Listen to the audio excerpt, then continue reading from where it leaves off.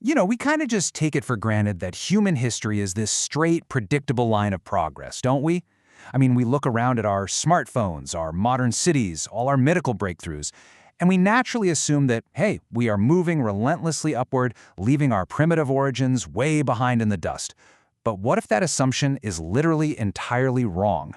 In this explainer, we're going to dive deep into a debate that has raged for millennia, and it honestly tears at the very fabric of how we view ourselves and our place in the universe. And that brings us to the ultimate philosophical question. Are we actually advancing and evolving upwards from primitive origins? Or, on the flip side, are we degrading and falling away from a lost perfect golden age? It's basically an intellectual heavyweight bout. You got the tragic, poetic worldview of ancient philosophers going right up against the cold, mechanical observations of modern science. To truly get where this mystery started, well, we have to travel pretty far back in time. Think about those raw, visceral depictions of a hunt you see in ancient cave art. For the ancient detectives and early philosophers who were first trying to piece together human history, artifacts like those posed a massive puzzle. Did those primitive tools and drawings represent the absolute beginning of humanity? A brutal, ignorant starting line from which we've just slowly climbed? Or did they represent the surviving remnants of a once great civilization that had suffered a catastrophic fall from grace, leaving humans to basically wander the wilderness in a state of primitive decay? Okay, Section 1, the Greek philosophy revolution. To make sense of our origins, we absolutely have to look to the thinkers who first studied humanity through logic.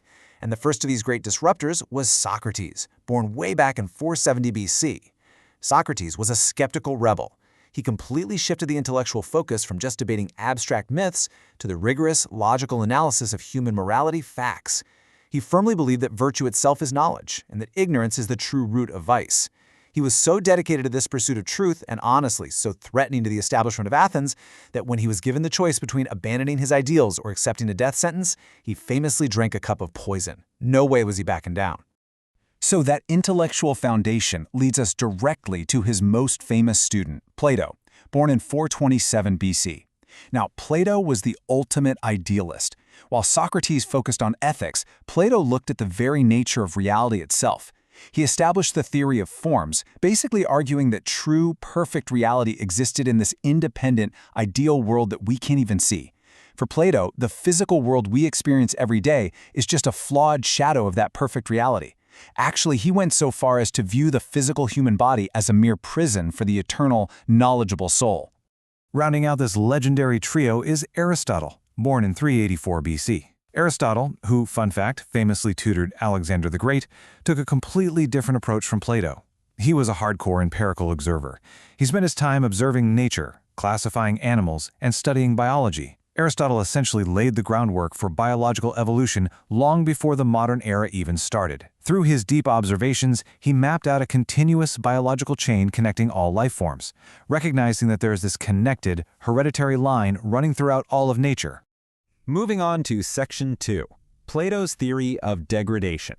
While Aristotle was busy observing biological connections, Plato looked at the broad sweep of history and saw something entirely different: tragic decay. Just consider this massive number for a second: 72,000. Plato argued that human history absolutely does not move in a straight, infinite line of progress. Instead, he believed it operates in a massive 72,000-year cycle. According to his writings, the first half of this cycle is a divinely guided, perfectly utopian golden age. During this time, humanity lives in total harmony, blessed with supreme knowledge and simplicity, guided directly by the divine. Sounds pretty great, right? Well, here is where the story turns dark. Plato theorized that in the second half of the 72,000-year cycle, divine guidance is withdrawn. God essentially steps back. And left entirely to our own devices, humanity begins a long, inevitable descent. Without that perfect spiritual anchor, human societies, physical bodies, and our moral compasses just slowly degrade over millennia. For Plato, all the suffering, ignorance, and conflict we see in our current world, those are just symptoms of this ongoing tragic era of historical decay. In his view, we aren't building a better future, we are losing a perfect past. All right, Section 3, Mechanics of Evolution and Progress. Leaving Plato's tragic decay behind for a minute, let's step right into the modern scientific worldview. Now, the theory of evolution didn't just magically appear out of nowhere in the 19th century. Its roots run really deep. Way back in 600 BC, the Greek philosopher Anaximander theorized that all life originated from a single original material source.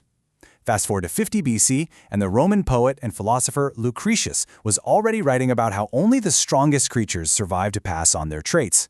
This intellectual thread basically wove through history until 1858, when Alfred Russel Wallace outlined the mechanics of natural selection, which was followed immediately in 1859 by Charles Darwin's world-changing publication of On the Origin of Species. Okay, let's rapid fire through the core mechanics of Darwinian evolution. It's a beautifully brutal mechanical process based on three main facts.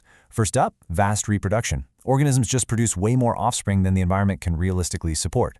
Second, that leads to intense competition for limited resources. And third, survival of the fittest. In this ruthless struggle, any organism born with a slight advantageous variation has a much higher chance of surviving and dominating. So the crucial point is summarized perfectly in this idea. The strongest survive and pass their victorious traits to the next generation. This relentless, mechanical efficiency of natural selection was championed by thinkers like Thomas Huxley, who saw it as the true engine of progress.